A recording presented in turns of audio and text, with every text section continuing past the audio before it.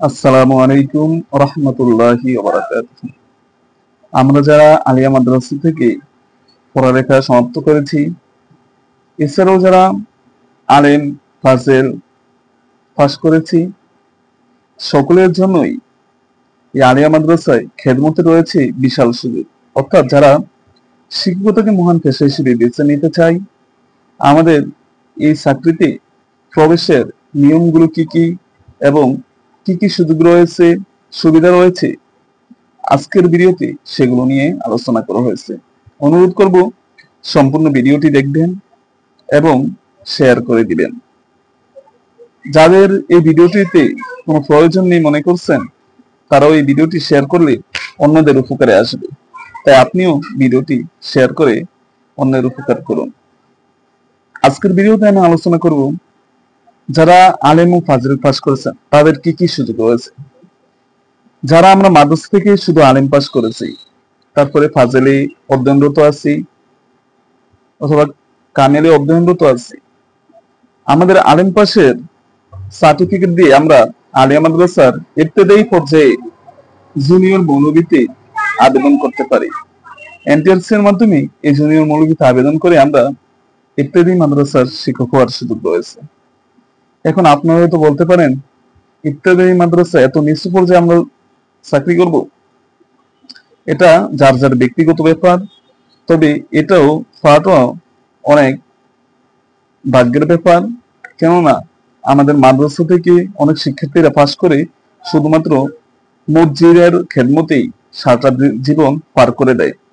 আপনি যদি মসজিদের খেদমতের পাশাপাশি এই চাকরিটাতেও প্রবেশ করতে পারেন, তাহলে সেটা আপনার জন্য হবে খুবই একটা উপকারী। সেজন্য আপনাদের জন্য এখানে বিশেষ একটা সুযোগ আছে। আলিম পাস করার পরে এনটিআরসি এর মাধ্যমে আপনি জুনিয়র মৌলবী, জুনিয়র শিক্ষক হিসেবে এখানে চাকরি করতে পারেন।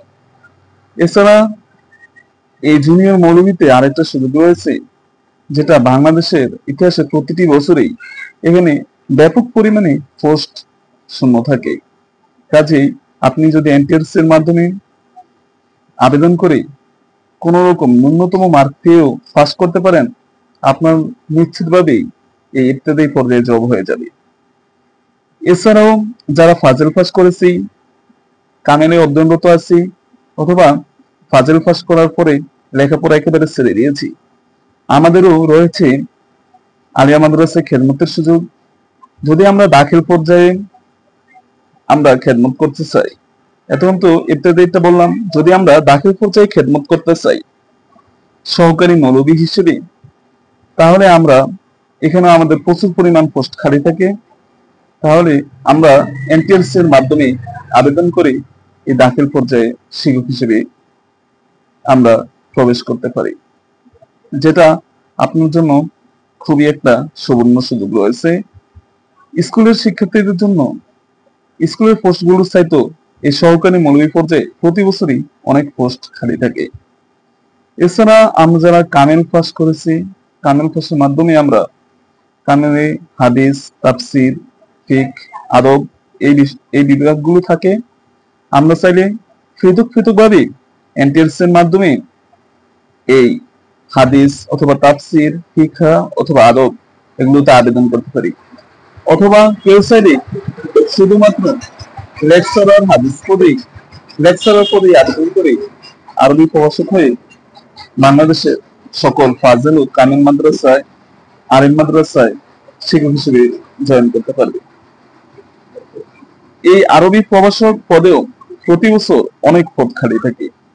কাজেই আপনাদের জন্য এই বিশাল সুযোগগুলো রয়েছে, যেগুলো জেনারেল লাইনের শিক্ষার্থীদের জন্য সেও অনেক বেশি সুযোগ এখানে রয়েছে। তাই আপনার সময় এখন সিদ্ধান্ত নেওয়ার। আপনি যদি শিক্ষক হিসেবে এই পেশায় আসতে আগ্রহী হন, তাহলে আপনারা এনটিআরসি এর মাধ্যমে প্রিলিমিনারি, রিটেন এবং ভাইভা পাস করে এই পদে আপনি জয়েন করতে পারেন। আজকের এই ভিডিওটি যদি আপনার কিছুটা হলেও উপকারে আসে, তাহলে এই ভিডিওটি শেয়ার করে অন্যদের মাঝে ছড়িয়ে দিন। আপনাদের জন্য শুভকামনা জানিয়ে আজকের ভিডিওটি এখানেই শেষ করলাম। আসসালামু আলাইকুম রাহমাতুল্লাহি ওয়া বারাকাতুহু।